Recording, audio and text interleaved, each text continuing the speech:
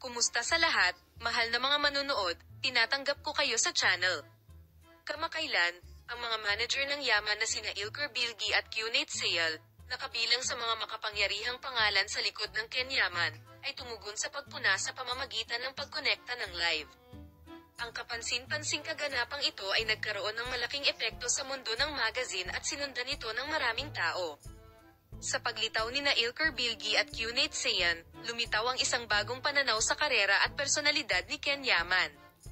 Ang Ken Yaman ay naging isang madalas na binanggit na pangalan sa kanyang matagumpay na pagganap sa Turkish TV series sa mga nakaraang taon. Gayunpaman, hindi rin maiiwasan ang mga batikos na dumating sa katanyagan na ito.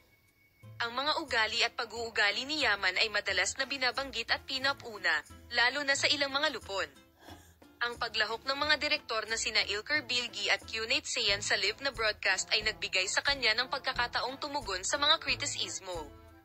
Ang mga pahayag ng tagaloob ay pumukaw ng malaking interes sa mundo ng magazine, at ang punto ng talakayan ay ang Ilker Bilgi at Cunate Sayal, ang makapangyarihang mga pangalan sa likod ng Ken Yaman, ay kilala bilang mahahalagang pangalan na gumabay at sumuporta sa kanyang karera.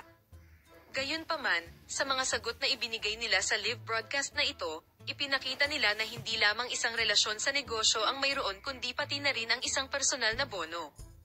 Ang salubing ito, na tinanggap ko sa harap ng mga batikos, ay positibong tinanggap din ng mga tagahanga ni Ken Yaman. Ang punto ay hindi lamang siya isang artista, kundi isang tao rin, at maaari nitong palakasin ang pangunawa ng Ilker Bilgi at Cunate Sayal na pamahalaan. This Ken Yaman representatives Ilker Bilgi and Cunate Sayal's participation in the live broadcast turned into a big event in the Turkish magazine and media world. Dear viewers, salamat sa panonood ng video. Paalam, see you in new videos.